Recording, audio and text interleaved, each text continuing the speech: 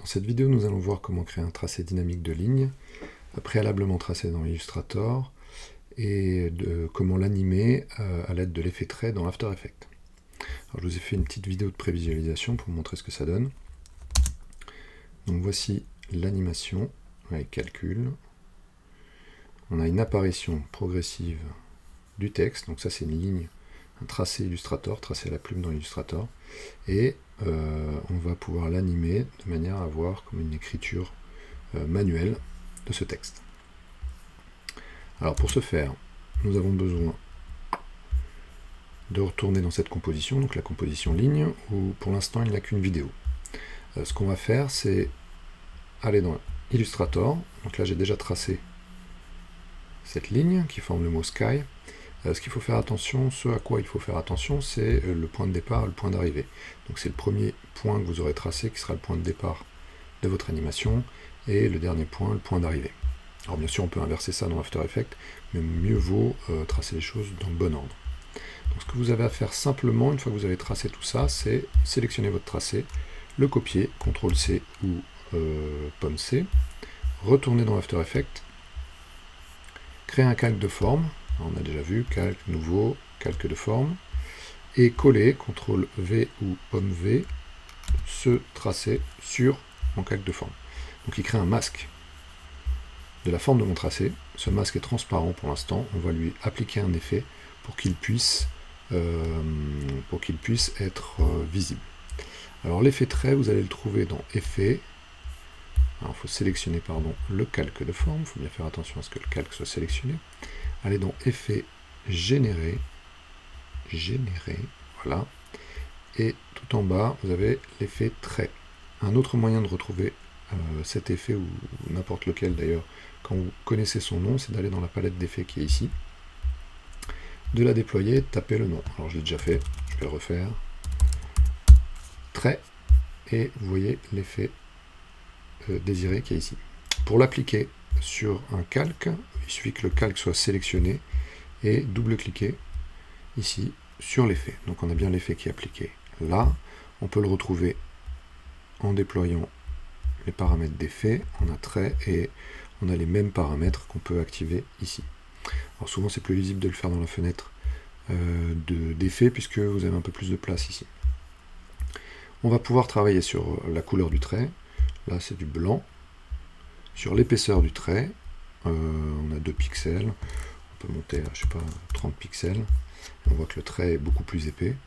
Sur la dureté du trait, donc si on met 100% à la dureté, on a un tracé qui est vectoriel, quasi vectoriel en tout cas, avec aucun flou sur les bords.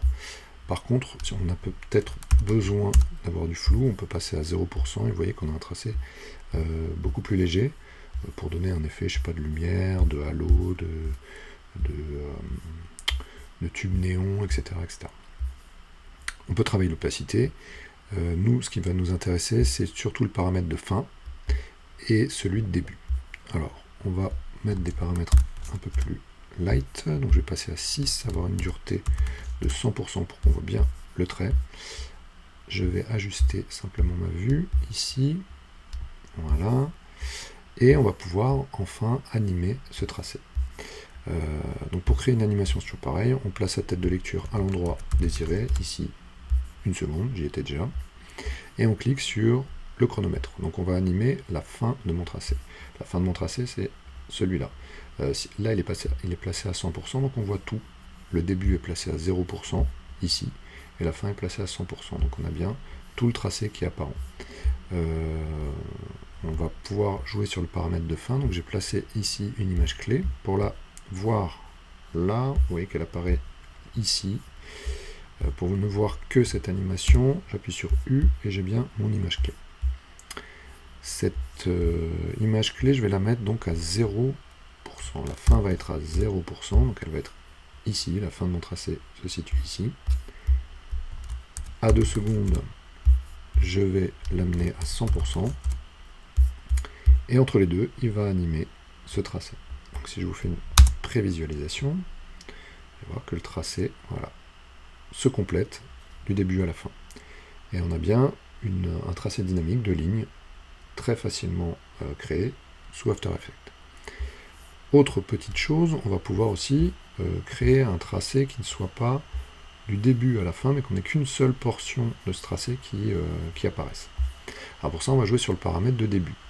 Je vais arrêter mon animation, replacer ma tête de lecture au départ, et cette fois actionner le chronomètre début. Pour le faire apparaître ici, j'appuie sur U. Le début est donc à 0, et je vais le mettre à 100% à la fin. Alors ça va créer une animation qui est invisible. En gros, rien ne va bouger du début à la fin. Pourquoi? Parce que le début et la fin sont placés ici, sur la première image clé, là, et le début et la fin sont placés ici, à la dernière image clé de mon animation. Ce qui veut dire qu'ils avancent au même niveau et qu'on ne voit rien.